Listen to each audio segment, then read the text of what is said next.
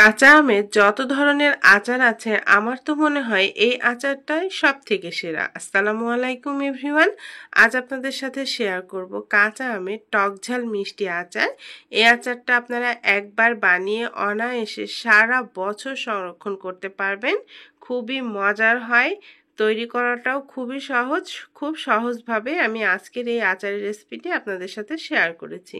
আচার তৈরির জন্য এখানে আমি 2 কেজি পরিমাণ কাঁচা আম নিয়েছি। আমটাকে আমি ভালোভাবে ধুয়ে পরিষ্কার করে অফ ক্যামেরায় এরকম লম্বা লম্বা ফালি করে কেটে নিয়েছি। এই তো আমি আমার একটু মোটা করে এরকম লম্বা করে কেটে নিয়েছি।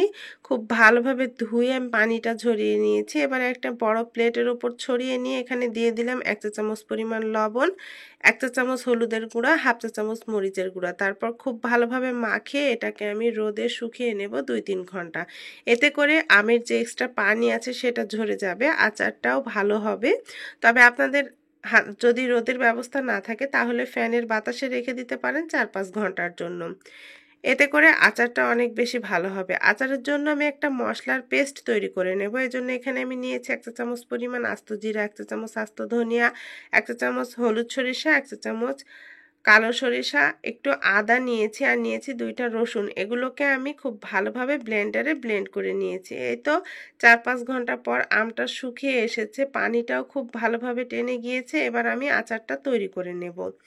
আচার তৈরির জন্য চুলায় একটা পাত্র বসিয়ে আমি 1 কাপের মতো সরিষার তেল দিয়ে দিচ্ছি। ফোড়নের জন্য দিয়ে দিচ্ছি 1 চা চামচ পরিমাণ আস্ত পাঁচফোড়ন, সাথে দিয়ে দিচ্ছি 2 টুকরা দারুচিনি, 2টা এলাচ। এবারে যে মশলার পেস্টটা তৈরি করে রেখেছিলাম পুরো পেস্টটা দিয়ে দিলাম। সাথে ঝালের জন্য দিয়ে দিচ্ছি প্রায় 1.5 চা চামচ পরিমাণ মরিচের গুঁড়া। একটু ঝাল ঝাল করে আমি আচারটা তৈরি করেছি। 1 চা চামচ হলুদের গুঁড়া দিয়ে দিলাম, স্বাদ মতো কিছুটা লবণ দিয়ে দিলাম। তারপর মশলাটাকে খুব ভালোভাবে কষিয়ে নেব যতক্ষণ না পর্যন্ত মশলার পানিটা একেবারে চলে যায় আর মশলাটা একটু ভাজা ভাজা হয়ে আসছে সে পর্যন্ত। মশলাটা যখন খুব ভালোভাবে কষানো হয়ে যাবে তখন আগে থেকে যে আমটা আমি রেডি করে রেখেছিলাম সেই আমটা দিয়ে দিচ্ছি। আর চেষ্টা করবেন এখানে আমটা একটু শুকিয়ে নিতে, তাহলে আচারগুলো ভালো হবে, একটু শক্ত হবে, খেতেও ভালো লাগবে। কিছুক্ষণ কষানোর পর এর মধ্যে দিয়ে দিলাম আমি 1 কাপ পরিমাণ আখের গুড়, সাথে দিয়ে দিলাম 1 কাপ পরিমাণ চিনি। আপনারা চাইলে পুরোটা গুড় অথবা চিনি দিয়েও করতে পারেন। আমার কাছে মনে হয় এই দুটো মিশিয়ে আচারটা তৈরি করলে খেতে বেশি টেস্টি হয়। তারপর খুব ভালোভাবে নাড়াচাড়া করে মিশিয়ে চুলার জালটা লোতে রেখে এটাকে আমি 5 মিনিটের জন্য রান্না করে নেব। 5 মিনিট পর দেখুন আচারটা থেকে পানি বের হতে শুরু করেছে, চিনিটা গলে গিয়েছে। এ পর্যায়ে এখানে আমি 1/3 কাপ পরিমাণ হোয়াইট ভিনেগার ব্যবহার করেছিলাম, সেটা কোনোভাবে স্কিপ হয়ে গিয়েছে। আর আচার সংরক্ষণের ক্ষেত্রে অবশ্যই হোয়াইট ভিনেগারটা ব্যবহার করতে হবে, তাহলে আচার অনেক দিন পর্যন্ত ভালো থাকবে। তারপর চুলার জালটা একেবারে লোতে রেখে আচারটা 20 মিনিটের মতো জাল করে নেব ঢাকনাটা খোলা রেখে।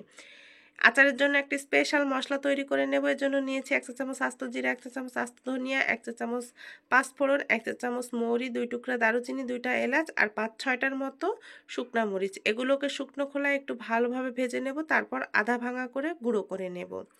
20 মিনিট পর আচারটা রেডি হয়ে এসেছে। আর অবশ্যই এখানে ঢাকনাটা খোলা রেখে আচারটা তৈরি করবেন, না হলে ঢাকনাটা ঘামিয়ে পানি পড়তে পারে আচারের মধ্যে, সেক্ষেত্রেও আচারটা নষ্ট হয়ে যাওয়ার সম্ভাবনা থাকে। যে মশলাটা গুঁড়ো করে রেখেছিলাম সেটা দিয়ে দিলাম, আর মাঝে মাঝে নাড়াচাড়া করে আমি আচারটা রান্না করে নিয়েছি। আরও কিছুক্ষণ রান্না করে নিয়েছি। এই তো আচারটা হয়ে এসেছে। এ পর্যায়ে আমি দিয়ে দিলাম 1 চা চামচ পরিমাণ বিট লবণ। চেষ্টা করবেন বিট লবণটা দেওয়ার জন্য। বিট লবণটা দিলে আচারের টেস্টটা দ্বিগুণ হয়ে যায়। এই তো আচারটা রেডি হয়ে এসেছে। আমগুলো খুব সুন্দরভাবে সেদ্ধ হয়ে গিয়েছে। এবারে আমি আচারটা চুলা থেকে নামিয়ে নেব, তারপর খুব ভালোভাবে ঠান্ডা করে নেব।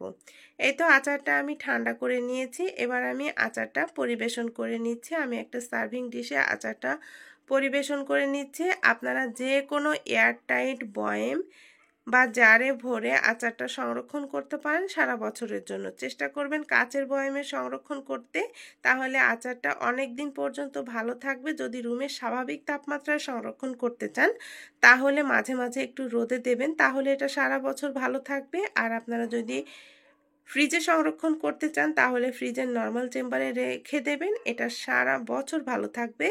এটা সাদা ভাত, পোলাও, পরোটা যে কোনো কিছুর সাথে পরিবেশন করতে পারেন। এমনি এমনি খেতেও অনেক বেশি মজা। একবার বাসায় ট্রাই করে দেখবেন, আশা করছি আপনাদের অনেক অনেক ভালো লাগবে। সবাইকে